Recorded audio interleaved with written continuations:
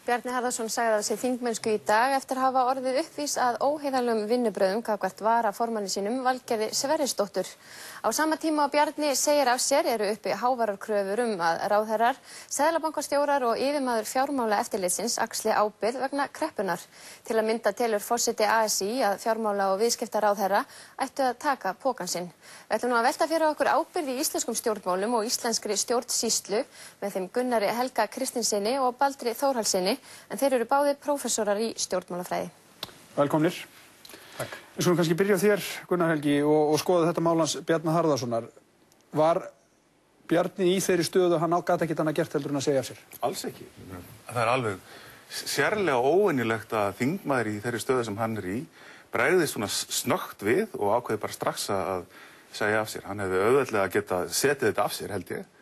Hann ákvað hins vegar bara, hann vildi ekki gera það. Hann ákvað að axla ábyrgð og lendi ekki í því auðvitað sem menn gera náttúrulega kannski stundum þegar maður hafa orðin á mistök af þessu tagi, að vera þá með fjölmiðlana á eftir sér og ásakanir flokksbræðra sinna og systra svona óeðlilega framkomu. Hann ákvað bara að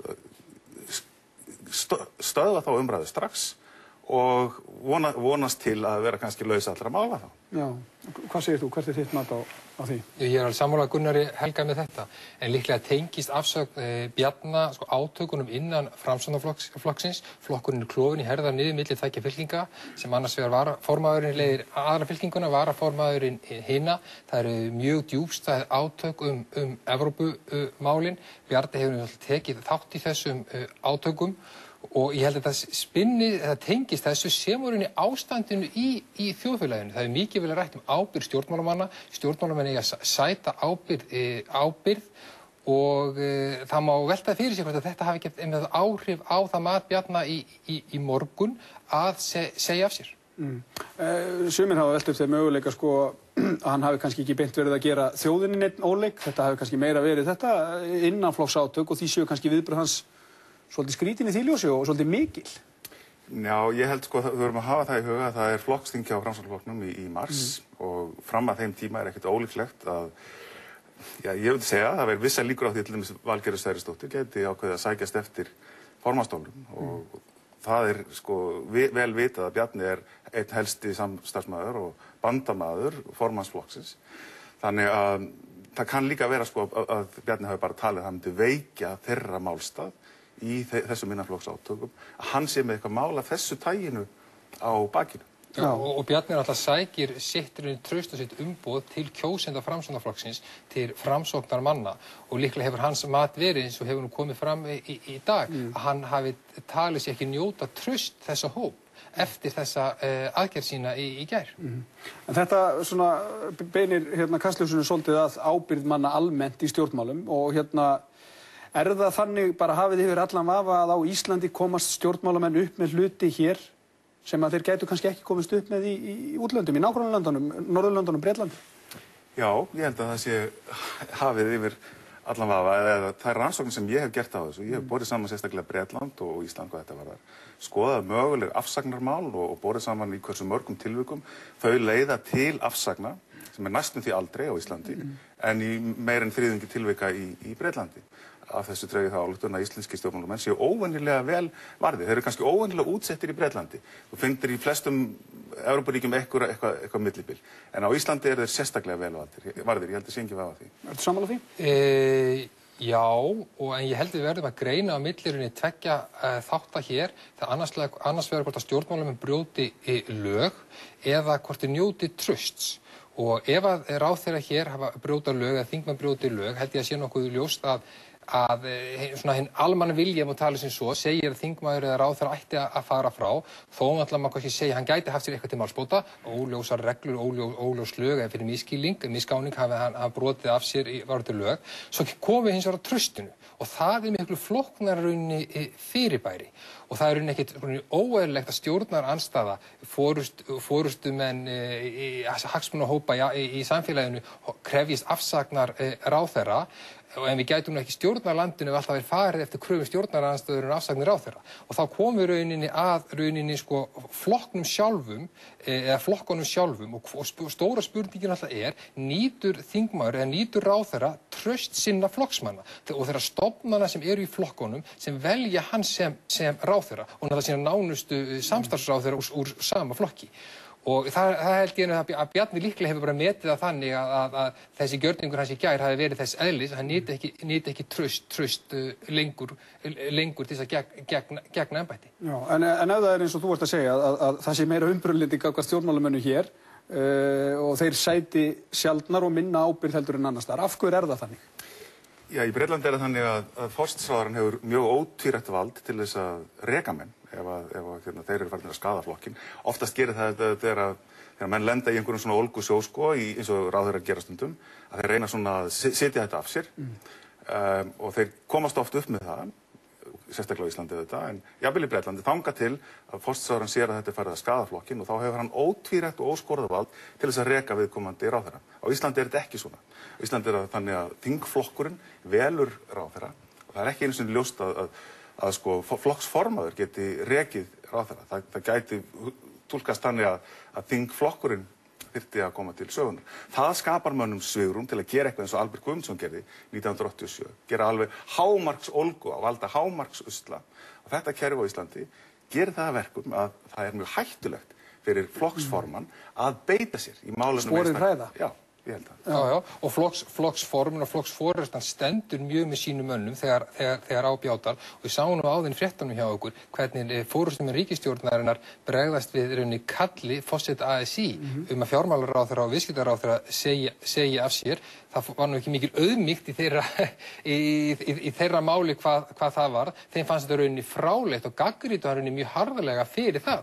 Það hins vegar ekkert óeðlilegt og forseti ASÍ seti þessa kröfu fram ef hann telur og forysta ASÍ að þessi ráðherra njóti ekki traust og þau njóti ekki lengur traust launþegahreyfingarinnar en það er ekki þar með sagt þeir eigi að segja af sér. En við sáum þetta á viðbrögðum forystumannanna hvað þeir taka rauninni hart á þessu og hvað munum fram í rauðan dauða standa með sínum fólki. Já, ertu sammála þessu?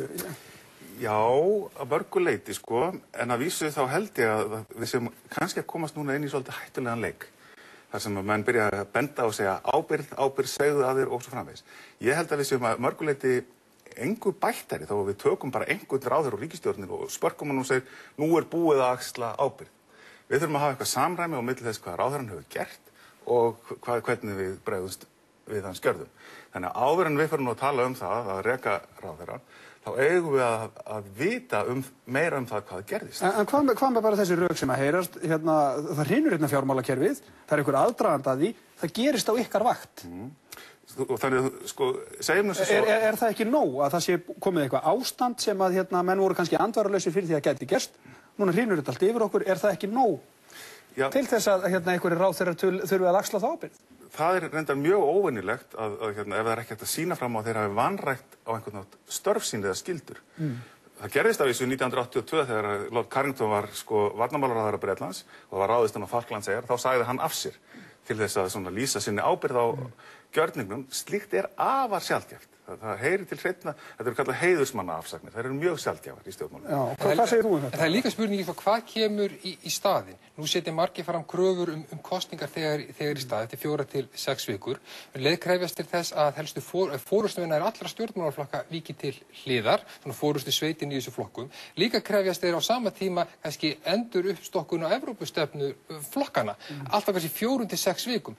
Og þá spyrir maður sig hvernig það á þetta að fara fram. Ég myndi telja að færi fram kosningar eftir 4 til 5 vikur. Við myndum líklega sjá sömu framboðslistan hjá flestu flokkum. Sama fólk? Já, sama fólk. Flokkarnir þurfa náttúrulega tíma til þess að raða upp á framboðslistan á nýjan hátt ef þið kjósa það. Er þetta þá óraunhæf krafa eða? Ef að menn vilja sjá róttækar breytingar í flokkum sem eru til staðar í dag á þingi, það held ég það svo sé já. Og ef menn vilja sjá breytingu á Evrópustefnu flokka, þá gerist það ekki nokkur sólarhringum. Flokkarnir þurfa eitthvað tíma til þess að fara í breytingu á sínu stefnumálum. Það getur vel verið þessi að gera það allt og seint, en þeir þurfa tíma til þess. Og það er alltaf verið að skoða hvað kemur í staðinn, hvernig geta flokkarnir unnið sig út úr þessu ástandi. Já. Hvað með Seðlabankann og Seðlabankastjórnina? Er mikill hiti í samfélaginu og það vilja margir sjá að Seðlabankastjórnin segja af sér, eða Davíð, eða hvort sem við gera það allir þrír. Er það eðlileg krafa? Er innegn fyrir þeirri kröfu eins og ástandið er núna? Já, sko, það þarf náttúrulega að fara í gegnum það. Hver var þáttur Seðlabankans í allri þessar atburðar? Nú hafa heyrst raddir það, hann beri þar einhverja ábyrgð. Þá er það að vísu flókimál því að hann er ekki kosinn og er ekki að forminu til pólitísk stofnun í þeim skilningi sem hægt að reka. Þannig að til þess í raun og veru að láta Seðlabankann sæta ábyrgð, þá þyrftir í raun og veru eftir því sem ég fæði best séð að breyta lögunum Seðlabankann. Það getur vel verið að það gerist að menn fara að huga því sem mest að skrifa, að breyta lagaumgjörðinni. Hún myndi gera okkur kleift að stokka upp allt stjórnkerfi Seðlabankans. Já, hvað segir þú stöðu Seðlabankastjórnarinnar og þá kröfu sem er á hendur henni að hún stígi niður? Sko, það mjög eðlilegt hjá gagnrýnendum og þau sem standa auðvitað ríkisstjórnarinn að vera með þessa kröfu, en það okkur bara hins að vantar svo mikið upplýsingum til geta lagt heildar mat á stöðuna. Bæði sko hvað fjármálaeftirlitið gerði, hvað Seðlabankinn hefur gert. Þetta hreinlega liggur ekki á borðinu eins og svo margt annað. Við vitum heldur ekki hver samningstækni eða samningsmarkmið íslenskra stjórnvalda varðandi Icesave-reikningan í Bretlandi og Hollandi. Það er bara svo margt óljóst í þessu máli sem ég held að mun alltaf koma betur í ljós á næstu vikum og mánuðum.